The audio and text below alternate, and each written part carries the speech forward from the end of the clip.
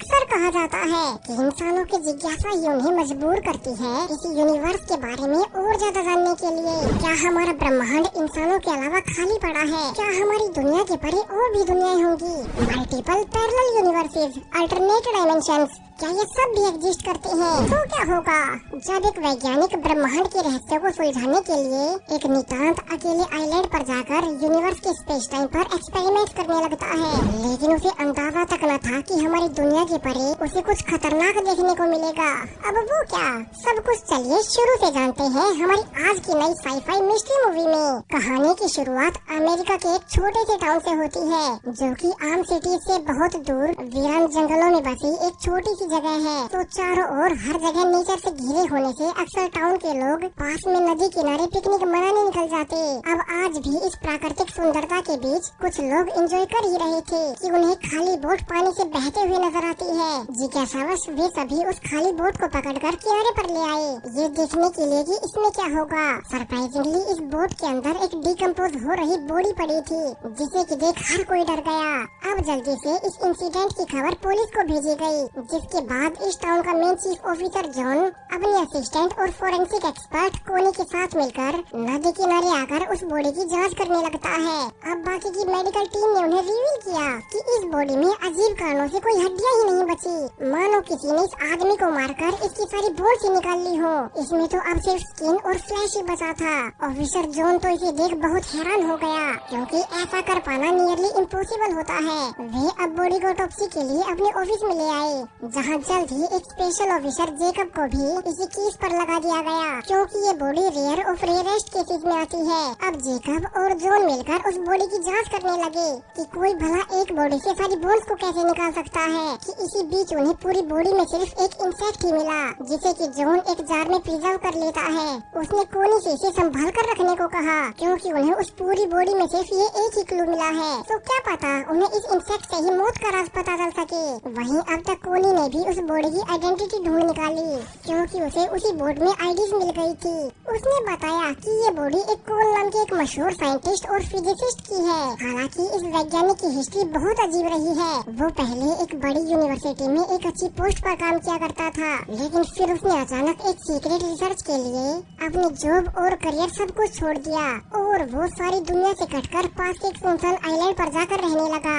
वो आइलैंड जो कि बाकी दुनिया से बिल्कुल कटा हुआ है, ज्यादातर लोग तो वहाँ कभी नहीं जाते। कोनी आगे बताना जारी रखती है कि उसने पता किया कैसे कोल नाम के इस साइंटिस्ट ने कुछ ऐसा खोज निकाला था जो कि पूरी दुनिया में हड़कंप मचा देता, मगर फिर अब उन्हें उसकी बॉडी ही मिली है। तो कभी किसी को पता नहीं चलेगा कि कोल ने यूनिवर्स के बारे में ऐसा क्या डिस्कवर कर लिया था। अब ये सब जानने के बाद जॉन ने फैसला किया कि फिर तो वो खुद उस आइलैंड पर जाकर कोल के कैबिन में जाकर जाँच करेगा कि वो वहाँ पर क्या एक्सपेरिमेंट कर रहा था, क्योंकि उन्हें उस आइलैंड पर जाने के लिए बोट की जरूरत होगी। तो जॉन अब एक बोट ओनर मैग से मिलने जाता है, ताकि मैग अपनी बोट से उन्हें उस आइलैंड पर पहुंचा दे। दरअसल मैग कभी जॉन की गर्लफ्रेंड हुआ करती थी, मगर कुछ ही हफ्तों पहले दोनों में ब्रेकअप हो गया, जहां जॉन इस छोटे से टाउन को छोड़कर मेन शहर में जाना चाहता था, जबकि मैग को हमेशा नेचर के बीच रहना अच्छा लगता है। इसलिए दोनों में अनबन हो गई और मैग यही रुकेगी। अब जॉन ने पूछा कि मैग अपनी बोट से उन्हें उस सुनसान आइलैंड पर ले चले, क्योंकि उन्हें एक साइंटिस्ट कोल की बॉडी मिली है जो कि कभी उसी आइलैंड पर सीक्रेट रिसर्च किया करता था। अब मैग ने कहा कि कोल तो उसे भी याद है, क्योंकि जब वो पिछले साल उस आइलैंड पर जाने के लिए उनके टाउन में आया था, तो मैग ही उसे अपनी बोट से उस आइलैंड पर छोड़ने गई थी। वो पिछले 1 साल से उसी आइलैंड पर अकेला रहकर अपनी रिसर्च पूरी करता, जब तक कि अब 1 साल बाद उसकी बॉडी बहते हुए उनके टाउन तक नहीं आ गई। मैग ने आगे ये भी रिवील किया कि उस आइलैंड पर जाते हुए खुद कोल ने उसे बताया भी था कि कैसे उसकी बेटी कहीं मिसिंग हो चुकी है, जिससे कि उसकी मिसिंग होने के बाद पुलिस फिर कभी नहीं ढूंढ पाई। कभी किसी को पता नहीं चला कि कोल की बेटी कहाँ चली गई। अब कोल ने भी ये न्यूज जॉन को कंफर्म करती है कि कोल की बेटी के मिसिंग होने के बाद कोल अपनी पत्नी और जॉब को छोड़कर उस आइलैंड पर चला गया था। यानी कि इस खबर के बाद से तो कोल की मिस्ट्री और ज्यादा उलझ गई। वहीं मैग भी उन्हें उस आइलैंड पर ले जाने के लिए मान जाती है, जहाँ सुबह होते ही चीफ ऑफिसर जॉन और जेकब अब दोनों मैग के साथ उसकी बोट पर उस आइलैंड पर मौजूद कोल के केबिन में जाकर जांच करेंगे कि वो वहाँ पर क्या एक्सपेरिमेंट कर रहा था, जबकि कोल यही उनसे संपर्क में रहकर जांच को आगे बढ़ाएगी। वैसे भी इस छोटे से टाउन में सिर्फ वे ही ऑफिसर्स थे, तो किसी एक को तो यहाँ रुकना ही पड़ेगा। अब जॉन, मैग और जेकब तीनों पहले अपनी गाड़ी से लंबा सफर तय करते हुए नदी किनारे पहुँच गए, जहाँ से वे एक बोट लेकर उस आइलैंड तक जाएंगे। वहीं जब वे जा भी रहे थे कि रास्ते में कोनी ने जॉन को फोन कर एक अजीब सी जानकारी दी। दरअसल जो इंसेक्ट उन्हें कोल की बॉडी से मरा हुआ मिला था, अब वो पूरे एक दिन बाद अचानक से ही अपने आप जीवित हो गया। जॉन ने ऑर्डर दिया कि कोनी से लैब में भेजकर टेस्टिंग करवाए कि ऐसा कैसे हो सकता है। अब साथ में कोनी ये भी बताती है कि उसने कोल की मौत की खबर उसकी पत्नी लिंडा को दे दी थी, जो कि मेन शहर में रहती है, तो वो भी फ्लाइट पकड़कर यहीं आ रही होगी और शायद से वो उस आइलैंड पर भी जाएगी। अब तीनों आज पूरे दिन के लंबे सफर के बाद फाइनली उस आइलैंड पर पहुंच गए। वे मैप के सहारे जल्द ही कोल के केबिन को भी ढूंढ निकालते हैं, जिसमें कि कोल अकेले रहकर पिछले 1 साल से रिसर्च कर रहा था। उन्होंने देखा कि ये केबिन तो बहुत खराब हालत में है, तो वे आसपास घूमकर इसमें छानबीन करने लगते हैं कि कोई बाहर का जंगली जानवर अंदर न घुस गया हो। इसी बीच जॉन ने नोटिस भी किया कि वैसे तो अंदर सब कुछ बर्बाद पड़ा था, मगर इस केबिन के अंदर का माहौल बाहर से बहुत अलग है। यहाँ का टेम्परेचर बाहर के मुकाबले कुछ ज्यादा ही गिर गया, जो कि काफी वियर्ड बात है। अक्सर घर के अंदर आने के बाद ठंड कम हो जाती है, मगर यहाँ ठीक इसका उल्टा हो रहा था। अब जॉन को आखिर में एक कमरा लॉक हुआ मिलता है, लेकिन अभी चूँकि रात हो रही थी तो वो सुबह इसकी छानबीन करने का सोचकर बाहर वापस लौट गया। वो मैग और जेकब से भी कहता है कि चूँकि अब रात हो चुकी है तो अभी के लिए वे सोने चले जाएंगे और वे सुबह उठकर अपनी जांच शुरू करेंगे।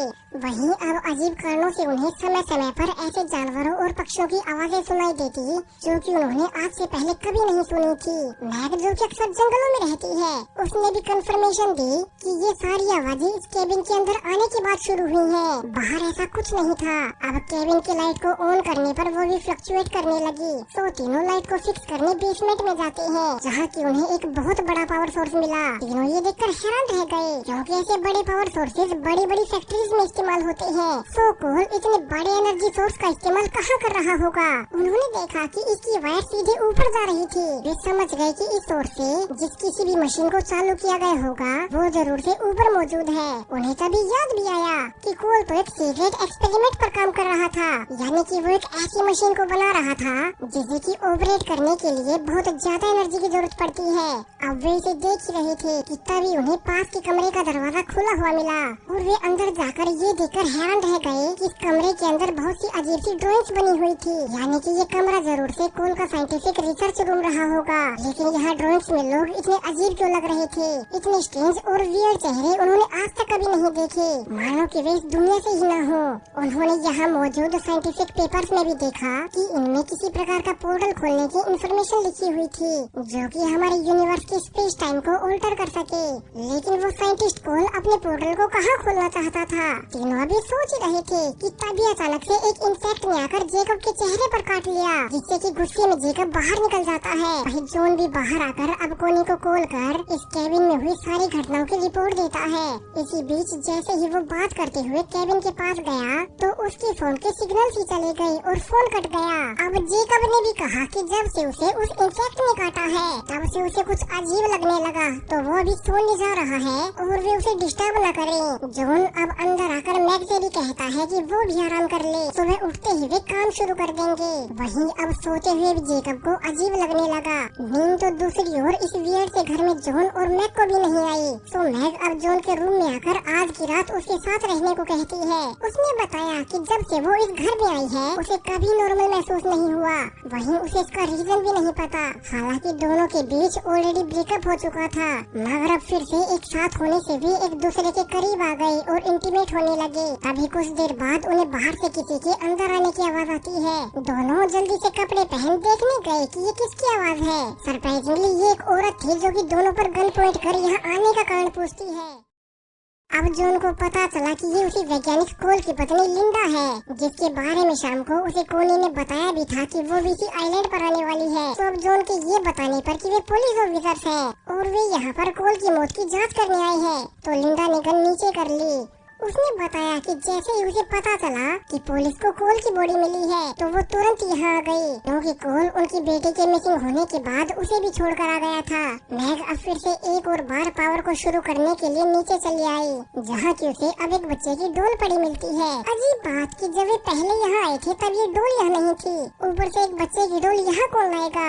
तो वहीं ऊपर जॉन को भी याद आया कि जेकब तो अब तक उठा ही नहीं, और उसके कमरे में ना मिलने पर अब उसने उसे बाहर भी देखा, जहाँ जॉन को ऊपर वाले रूम की लाइट जली हुई दिखाई देती है। वही रूम जो कि पहले बाहर से लॉक था और जॉन उसके बाहर से ही वापस आ गया था। तीनों अब जल्दी से भागकर वहीं चले गए।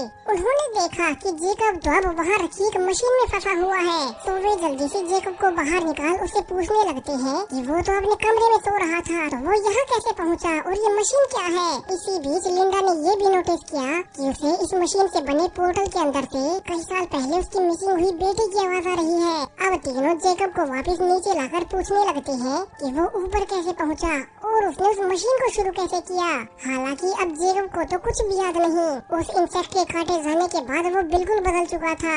वही लिंडा अब अकेले मशीन के सामने आ जाती है। मैग ने पीछे से आकर पूछा कि वो इस मशीन के बारे में जरूर से कुछ जानती है, क्योंकि इसे उसके पति कोल नहीं बनाया था। लिंडा ने हाँ में जवाब दिया और उसने रिवील किया कि असल में ये एक पार्टिकल कोलाइडर मशीन है, जिसे कि उसका पति पिछले कई सालों से बनाने की कोशिश कर रहा था। दरअसल उसका पति कोल हमेशा से जानना चाहता था कि हमारे यूनिवर्स के अलावा और भी यूनिवर्सेस है और भी डायमेंशंस है, इसलिए उसने इस पार्टिकल कोलाइडर मशीन के बनाने पर रिसर्च शुरू कर दी, जिससे कि वो यूनिवर्स के स्पेस टाइम को चीरते हुए दूसरे डायमेंशंस में जा सके। लेकिन खुद उसे भी नहीं पता था कि कोल ने अपनी रिसर्च पूरी कर ली होगी। अब ये सब सुनने के बाद जॉन लिंडा को उसी पहले वाले रूम में ले जाते हैं, जिसमें कि कोल की रिसर्च के सारे साइंटिफिक पेपर्स रखे हुए थे। बाकी दोनों की तरह लिंडा भी इन वियर्ड सी ड्राइंग्स को देख अंदाजा लगाती है कि शायद से उसके पति कोल ने अपनी मशीन से उस दूसरे डार्क डायमेंशन में पोर्टल खोल दिया होगा, और ये ड्राइंग्स शायद से उन्हीं दूसरे डायमेंशन के जीवों की होगी, जो कि कुछ कुछ इंसानों जैसे ही दिखते हैं मगर बहुत भयानक है। अब तो यहाँ से जॉन और मैक को भी सब कुछ समझ आने लगता है। कैसे उनके यहाँ केबिन में आते ही उन्हें अजीब से जानवरों की आवाजें आ रही थी। दरअसल वे आवाजें उनके अपने यूनिवर्स की नहीं बल्कि उसी दूसरे डायमेंशन के जीवों की थी। उन्हें एक एक कर सब समझ आने लगा। कैसे इसलिए केबिन के अंदर का टेम्परेचर बाहर से बहुत कम था, क्योंकि शायद से उस दूसरे डायमेंशन में टेम्परेचर कम ही रहता होगा। तभी जॉन को एक लैपटॉप भी मिलता है जिसमें कि पासवर्ड लगा हुआ था, तो वो उसे खोल नहीं पाता कि तभी लिंडा चिल्ला उठी कि बाहर उसका पति कोल खड़ा हुआ है।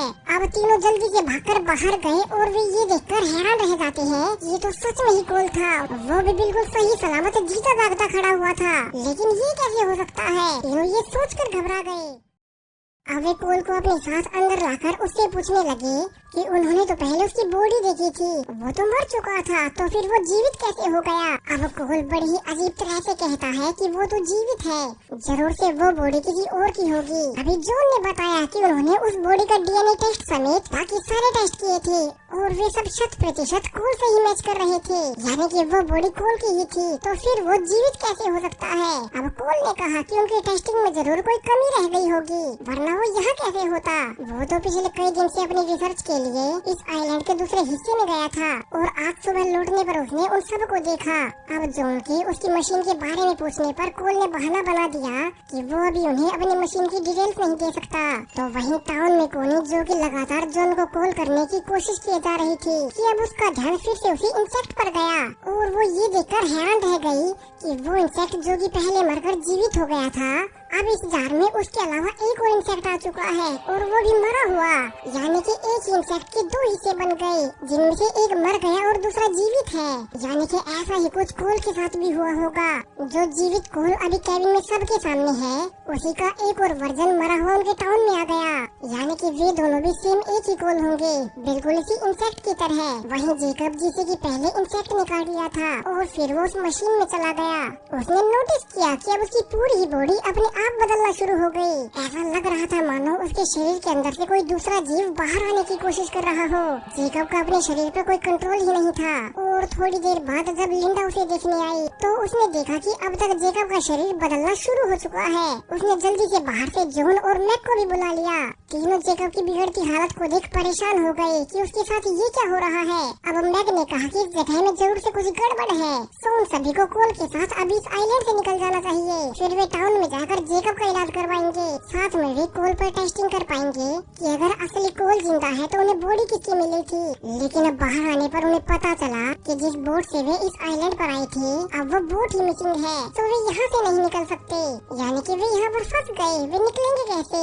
जॉन का यहाँ से सीधा शक कोल पर गया, क्योंकि सुबह सबसे आखिर में वही बाहर से आया था। तो अब वो कोल को मारते हुए पूछने लगता है कि उसने उनकी बोट कहाँ छुपाई और वो है कौन। हालांकि कोल तो किसी साइको की तरह लगातार हंसते जा रहा था। उसने कहा कि यहाँ जो कुछ भी हो रहा है वो सब जॉन की सोच से भी ऊपर है। जिसके बाद जॉन उसे हथकड़ियों से बांध देता है ताकि वो कोई और नुकसान न कर सके। अभी लिंडा ने बताया कि उसने यहाँ आते हुए नोटिस भी किया था कि आज से कई महीने पहले इस आइलैंड के दूसरे किनारे पर एक शिकारियों का ग्रुप आया था, तो वे उनके कैंप में जाकर उनसे बोट मांग सकते हैं। अब जॉन और मैक लिंडा को यहीं छोड़कर ताकि वो कोल और जेकब पर नजर रख सके, दोनों उस कैंप को ढूंढने निकल गए। लेकिन अब कई देर बाद वहां पहुंचने पर उन्होंने देखा कि यहाँ तो सभी शिकारी को किसी ने बड़ी बेदर्दी से मार डाला था। उन सबके शरीर फटे हुए थे, जिसे कि देख जॉन और मैक डरकर वापिस से बाहर आ जाते हैं। वे समझ गए कि यहाँ जो कुछ भी है वो बहुत खतरनाक है। इसी दौरान वापिस भागते हुए मैक उल्टियाँ भी करने लगी और जब जॉन उसे संभालने लगा तो मैक ने उसे रिवील किया कि वो असल में उसके बच्चे की प्रेग्नेंट है। ये बात वो उससे अब तक छिपा रही थी, इसलिए वो शुरू से उसे यही रोकना चाहती थी। लेकिन फिर जब जॉन नहीं माना तो उसने उसे सच्चाई नहीं बताई। तो वहीं केविन में लिंडा, जो कि जेकब का ध्यान रख रही थी, उसे आखिरकार कोल के लैपटॉप का पासवर्ड मिल ही गया और वो अब उस मशीन की सारी डिटेल्स देखने लगती है। उसने देखा कि कैसे कोल ने इस आइलैंड पर आने के बाद अपनी मशीन पूरी कर ली। उसने उस मशीन के जरिए एक पोर्टल भी खोल लिया, जो कि शायद से किसी दूसरी दुनिया में जाने का रास्ता था। फिर कोल अलग अलग लोगों को लाकर झूठ बोलकर उस पोर्टल में भेज देता और फिर हर कोई जो कि अंदर जाकर वापिस से बाहर आता उसकी हालत बिगड़ने लगती, बिल्कुल सेम वैसे जैसा कि अब जेकब के साथ हो रहा है। कोल कैमरा में अपने एक्सपेरिमेंट के बारे में कहता भी है, कैसे उसने अपनी मशीन के जरिए एक डार्क डायमेंशन में पोर्टल खोल लिया है।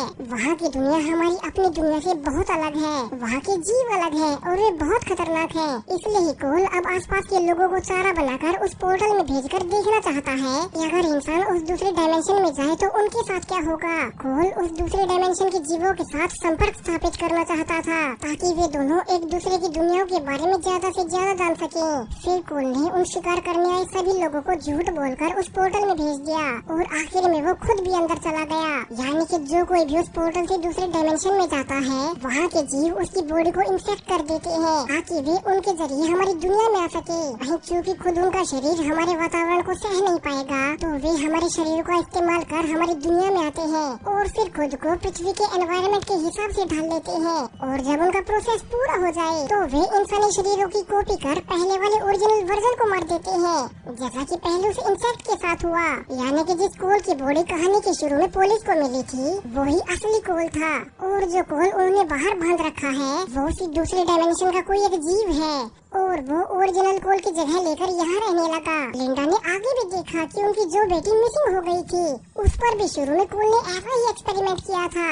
वो कहीं मिसिंग नहीं हुई बल्कि कोल ने उसे गलती से दूसरे डायमेंशन में भेज दिया था। इसलिए ही कोल बाकी सब को छोड़कर इस आइलैंड पर आ गया ताकि वो अपनी बेटी को वापस लाने के लिए उस दूसरे डायमेंशन में एक परमानेंट पोर्टल खोल सके और उसने ऐसा कर भी लिया। वो पोर्टल अब परमानेंटली खुल चुका है। हालांकि उस वक्त उसे अंदाजा तक न था कि उस दूसरे डायमेंशन के जीव कितने खतरनाक होंगे। वे हमें ही मारकर हमारी पृथ्वी पर आने लगेंगे। उसने गलती से डार्क यूनिवर्स के जीवों को हमारी पृथ्वी पर आने का मौका दे दिया। उसे कभी यूनिवर्स के स्पेस टाइम से छेड़छाड़ नहीं करनी चाहिए थी। अब प्रेजेंट में लिंडा ये सब देखकर हैरान रह गई कि तभी उसने देखा कि बाहर से फेक कोल ने खुद को छुड़ा लिया है और वो दरवाजे को बंद कर उसे अंदर ही लॉक कर देता है। तो वहीं बाहर जॉन और मैग ने भी आकर देखा कि अब कोल बाहर बंधा हुआ नहीं है, उसने खुद को छुड़ा लिया। सो जॉन मैक को बाहर इंतजार करने का कहकर खुद गन के साथ अंदर चला गया। उसने देखा कि अब जेकब की बॉडी अपने आप खुलते हुए उसके अंदर से कोई दूसरा जीव निकल रहा है, जो कि अब अचानक से निकलकर जॉन पर अटैक करने लगा। इसलिए ही कहानी के शुरू में ओरिजिनल कोल की बॉडी में कोई बोन ही नहीं बची थी, क्योंकि वे दूसरे डायमेंशन के जीव इस पृथ्वी पर रहने के लिए इंसानों की बॉडी का इस्तेमाल करते हैं। वे इंसानी बोन्स और बाकी ऑर्गन्स का इस्तेमाल खुद सांस लेने के लिए करते हैं। तो अब वो क्रीचर जो कि जेकब को मार उसकी बॉडी से निकला था, वो अब जॉन पर अटैक कर उसे भी मारने वाला था कि आखिरी वक्त पर मैग ने अंदर आकर उसे गोली मार दी और जॉन को बचा लिया। अब जॉन ने बताया कि उन्हें जल्द ही उस ऊपर वाली मशीन को नष्ट करना होगा और उस पोर्टल को बंद करना होगा, वरना तो ये क्रीचर्स पूरी पृथ्वी पर फैल जाएंगे और इंसानों को मार देंगे। उस वैज्ञानिक कोल की एक गलती से पूरी पृथ्वी पर खतरा आ गया। तो जॉन अब मैग को फिर से बाहर भेज खुद ऑयल लेकर मशीन को उड़ाने की तैयारी करने लगता है। तो वहीं लिंडा अब तक उस मशीन वाले रूम में पहुंच गई जहाँ की कोल बैठा था। लिंडा अब उसे जान से मारने उसकी ओर बढ़ने लगी कि तभी उसे अपनी बेटी दिखाई दी, वही बेटी जो कि कई साल पहले मिसिंग हो गई थी, और वो अब कोल को छोड़ गलती से अपनी बेटी के पीछे उस मशीन में एंटर कर गई, यानी कि अब वो भी नहीं बचेगी। तो वहीं बाहर जिस शिकारियों के ग्रुप को पहले कोल ने पोर्टल में भेजा था और वे जॉन और मैक को उस दूसरे कैबिन में मरे हुए मिले थे, अब तक उनके शरीर से भी क्रीचर्स बाहर आ गए और वे इस कैबिन पर आकर अटैक करने लगते हैं। मैक अब एक एक कर उन सबको गोली मारते जा रही थी, लेकिन उनकी संख्या उसकी उम्मीद से बहुत ज्यादा निकली और जब उसकी गोलियां खत्म होने वाली थी तो वो अंदर चली आई। उसने अंदर आकर देखा कि अब लिंडा भी बदल रही है, तो मैक को ना चाहते हुए भी उसे भी गोली मारनी पड़ी। तो वहीं ऊपर जॉन कोल से लड़ रहा था, क्योंकि कोल का क्लोन नहीं चाहता कि जॉन इस मशीन को उड़ाकर उनकी दुनिया और पृथ्वी के बीच इस पोर्टल को ही खत्म कर दे, जिसमें आखिर में घायल होने के बावजूद जॉन कोल को फाइनली मारकर बेहोश कर देता है और उसने आखिरकार मशीन पर गैस डालकर उसे जला ही दिया। वो मैक को चिल्लाकर कहता है कि वो जल्दी से बाहर भाग जाए, क्योंकि अब यहाँ बहुत बड़ा धमाका होगा।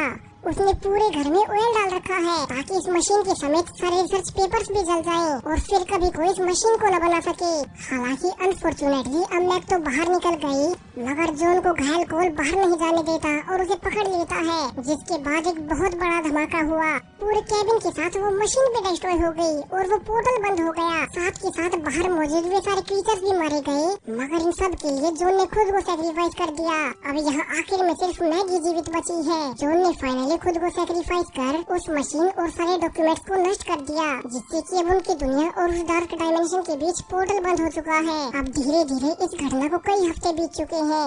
उसी टाउन में अब कोडी मैक से मिलने आई, जो कि उसे जॉन का बचा हुआ सामान देने आई थी, उसकी एक आखिरी निशानी के रूप में। वही मैक जो कि अकेले उस आइलैंड पर जीवित बची थी, वो कैसे भी करके इस टाउन तक पहुंची गई, लेकिन वो कैसे ये उसने कभी किसी को नहीं बताया। तभी सरप्राइजिंगली अब कहने के वापस लौटते ही मैक उस सारे जॉन के सामान को जला देती है। वहीं साथ में मैक की दूसरी बॉडी पड़ी थी, यानी कि ये मैक भी रियल नहीं बल्कि वही डार्क डायमेंशन वाला कोई दूसरा क्रीचर है। उस दिन जब वो अकेली बच गई थी तो एक आखिरी बचे घायल क्रीचर ने उसे भी इन्फेक्टेड कर दिया, यानी कि अब मैक और उसके पेट में पल रहा बच्चा वे दोनों इस दुनिया से नहीं बल्कि दूसरे डायमेंशन से है, जो कि अब इंसानों के बीच रहने लगेंगे और वे फिर से अर्थ और डार्क डायमेंशन के बीच पोर्टल खोलने की कोशिश करेंगे ताकि वे पूरी पृथ्वी को कब्जा सके। और इसी शॉकिंग एंडिंग के साथ ये पूरी मूवी यहीं पर खत्म हो जाती है। तो वीडियो और एंड ट्विस्ट आपको कैसा लगा कमेंट्स में अपनी राय बताते जाएं। साथ ही चैनल को सब्सक्राइब करें और भी ऐसे ही वीडियोस के लिए। Thank you.